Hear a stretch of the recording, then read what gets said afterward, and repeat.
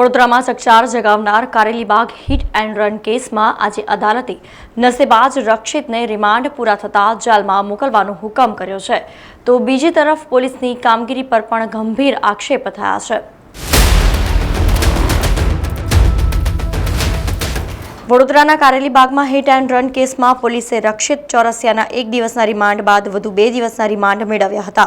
આજે આ 2 દિવસના રિમાન્ડ પૂરા થતાં રક્ષિતને ચુસ્ત પોલીસ બંદોબસ્ત વચ્ચે અદાલતમાં રજૂ કરવામાં આવ્યો હતો, જ્યાં રક્ષિતે પોતાના પક્ષમાં કંઈ પણ કહેવાનો ઇનકાર કર્યો હતો, જેથી અદાલતે રક્ષિતને જેલમાં મોકલી આપવાનો હુકમ કર્યો હતો। તો બીજી તરફ મૃતકના પરિજનો દ્વારા રક્ષિતને કડક સજાની માંગ કરવામાં આવી છે, તેમજ અકસ્માતમાં મોતને ભેટનાર હેમાલીબેનના બહેનને વકીલાત પત્ર ફાઇલ કર્યું છે, જેના પોલીસ પર પણ ગંભીર બેદરકારી રાખવાનો આરોપ કરવામાં આવ્યો છે। મેં રીટ પ્રોસિક્યુશન તરફે વકીલ પત્ર ફાઇલ કરેલું છે। એમાં જે ગુજરનાર બેન હતા હેમાલીબેન, એમના સગા બેન તરફે આજે બીપી ફાઇલ કરેલું છે। શું કહેવું છે તમારું વકીલ તરીકે? ગંભીર પ્રકારનો ગુનો છે અને ગંભીર પ્રકારના ગુનામાં કોઈ પણ પ્રકારની બેદરકારી ચલાવી શકાય એમ છે નહીં। આરોપીએ જે પ્રકારનું કૃત્ય કર્યું છે ઘણું ગંભીર છે। જે રીતે એણે એક્સિડન્ટ કર્યું છે ને જે રીતે એક્સિડન્ટ કરી અને એક બેન જે એક્સપાયર થઈ ગયા છે અને બીજા જે એમના હસબન્ડ છે હાલ સિરિયસ છે, એટલે એમને સખતમાં સખત સજા મળી રહે એક આશયથી અમે આજે બીપી ફાઇલ કરેલું છે। એ રીતે અમારું ઓબ્જેક્શન પણ અગાઉ ફાઇલ કરીશું।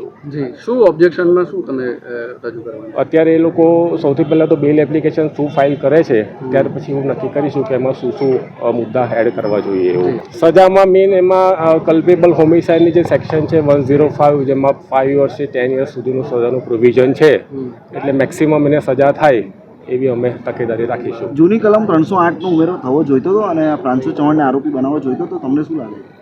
એ પોલીસનો વિષય છે, એમાં મારથી અત્યારે કંઈ ના કહી શકું, ના, પણ ઘણા અને ઇન્વેસ્ટિગેશન ચાલુ છે એટલે એમાં મારથી કશું ના પણ એઝ અ કો પેસેન્જર એની જવાબદારી બનતી હતી એને કો પેસેન્જર તરીકે જો એને કોઈ કેફી પીણું પીધું હોત ને એ હોત તો એમાં એની જવાબદારી બનત, પણ એ બાજુમાં બેઠો છે એટલે ત્યાં સુધી મારું એવું માનવું છે કે એમાં એની જવાબદારી હોતી નથી। ઘણી બધી ગંભીર પ્રકારની બેદરકારી છે, જેમ કે એને વિડીયો પોલીસ સ્ટેશનમાં આપ્યો છે એવી રીતે આપી શકાય નહીં, અને પોલીસ કસ્ટડીમાં હોવા છતાં પણ એણે ત્યાં વિડીયો આપ્યો છે, એ એક બેદરકારી છે। અને એણે ત્યાં એનો જ પક્ષ મૂકી દીધો છે અને એના પક્ષ મુજબ એણે એવું કીધું છે કે મારી ભૂલ થઈ ગઈ છે, તો આ ભૂલ છે એ સ્વીકારવું નથી ભૂલેલી।